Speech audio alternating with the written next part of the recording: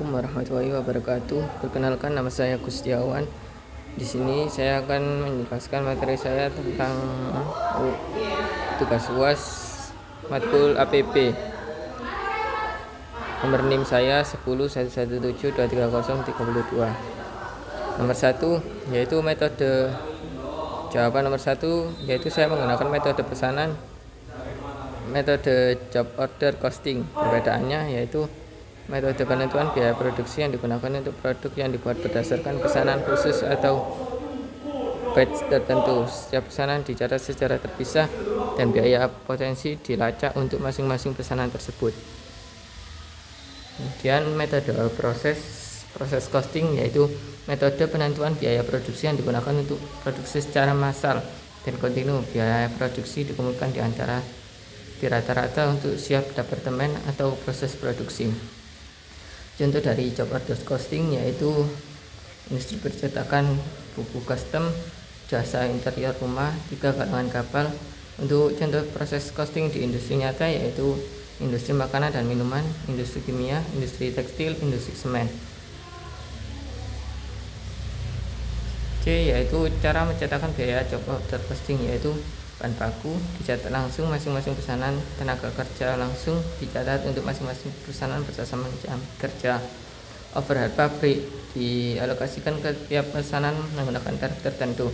Cara penentuan biaya proses costing yaitu bahan baku dicatat ke departemen atau proses, tenaga kerja langsung dicatat secara total untuk setiap departemen.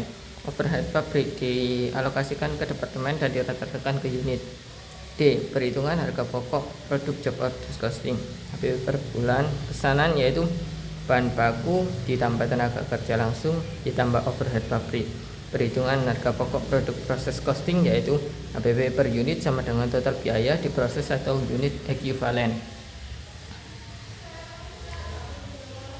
Soal E yaitu kelebihan dan kekurangan dalam konteks pengendalian biaya. Job order costing kelebihannya yaitu detail pesanan, kontrol biaya tiap proyek lebih akurat, cocok untuk produk khusus yang variatif. Kekurangannya administrasi lebih kompleks, tidak efisien untuk produk massal. Kontrol biaya lebih mudah mengidentifikasi pemborosan dalam satu pesanan. Untuk proses costing yaitu kelebihannya efisien untuk produksi massal, perhitungan biaya lebih cepat dan konsisten. Kekurangannya tidak cocok untuk produksi variatif, sulit menelusuri biaya per unit spesifik. Kontrol biayanya yaitu sulit menelusuri pemborosan unit tertentu karena biaya rata-rata. Soal nomor 2 yaitu menghitung ekuivalen. Unit yang selesai yaitu bahan baku 16032, tenaga kerja 16032, overhead pabrik 16032. Menghitung biaya produk yaitu biaya produk selesai 16032 dikali 08469 sama dengan Rp 13.577. Biaya produk dalam proses akhir yaitu BP nilainya 818,4 dikali 0,4766 sama dengan 390,04. Untuk tenaga kerjanya yaitu 613,8 dikali 0,1220 sama dengan Rp 74,8836. Untuk overhead pabriknya yaitu 206,4 dikali 0,2483 sama dengan 5124912. Jadi totalnya BP, TK dan BO nya sama dengan 516,172. Total biaya yaitu 516,172 ditambah 13.577 sama dengan Rp 14.093,172.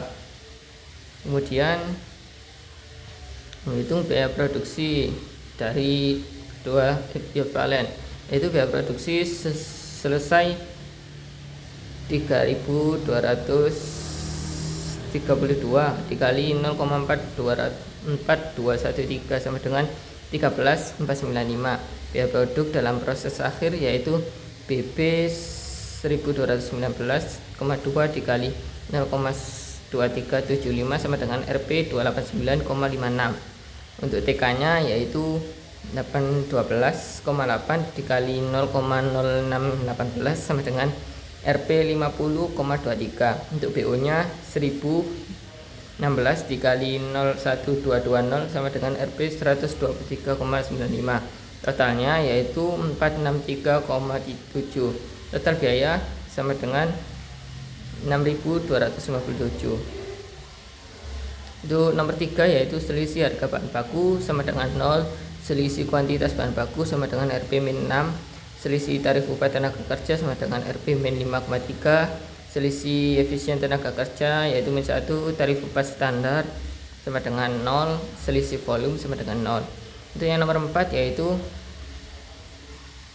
alasannya yaitu 1, menjadi tolak ukur untuk evaluasi kinerja, karena biaya standar digunakan sebagai patokan atau acuan untuk menilai efisiensi proses produksi. Yang kedua, mendorong perencanaan dan pengendalian biaya. Sistem biaya standar membantu manajemen dalam merencanakan anggaran produksi dan melakukan pengendaliannya biaya secara lebih disiplin.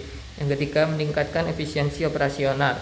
Biaya standar mendorong semua departemen untuk bekerja lebih efisien dan sesuai target. Untuk yang nomor 5 yaitu yang saya dapatkan biaya per unit sistem tradisional, total overhead sama dengan 2M650 juta rupiah, total jam kerja langsung 7.500 ditambah 1032 sama dengan 17.532. Tarif overhead tradisional sama dengan 2M650 juta rupiah per 17.532 sama dengan 151.152. Produk SG, overhead SG sama dengan 7.500 dikali 151.152 sama dengan 1M 133.640.000 rupiah. Biaya overhead per unit SG sama dengan 1M 133.640.000 rupiah dibagi 10.032 sama dengan 113.2. Biaya total per unit SG yaitu 8.000 ditambah 113.002 sama dengan 121.002.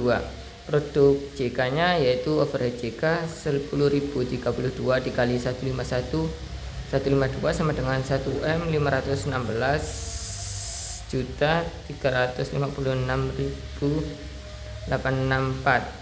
Biaya overhead per unit JK yaitu 1.516 dikali 56.864 dibagi 25.000 rupiah sama dengan 60.654 rupiah. Biaya total per unit JK yaitu 6.500 ditambah 60.654 sama dengan 67.154. Sistem ABC produk SG. Total biaya overhead SG yaitu 1M 18 juta 93.856.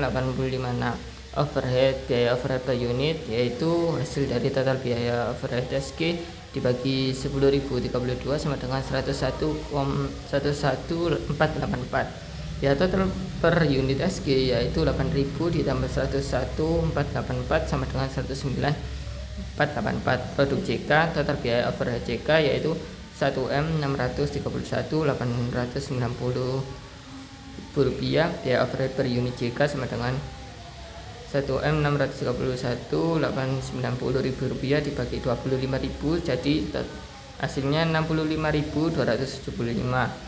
Untuk biaya total per unit JK nya yaitu 71.775. Produk SG tradisional 121.002 ABC 109.484, selisihnya yaitu 11.518. Keterangannya overcosting karena lebih rendah dari terlalu lebih dari JK. Untuk JK nya yaitu 67.154, ABC nya 71.775, selisihnya 4.621. Keterangan undercosting. Jadi kesimpulannya yaitu menurut saya sistem yang lengkap dan akurat adalah sistem ABC karena perhitungannya mencakup semuanya.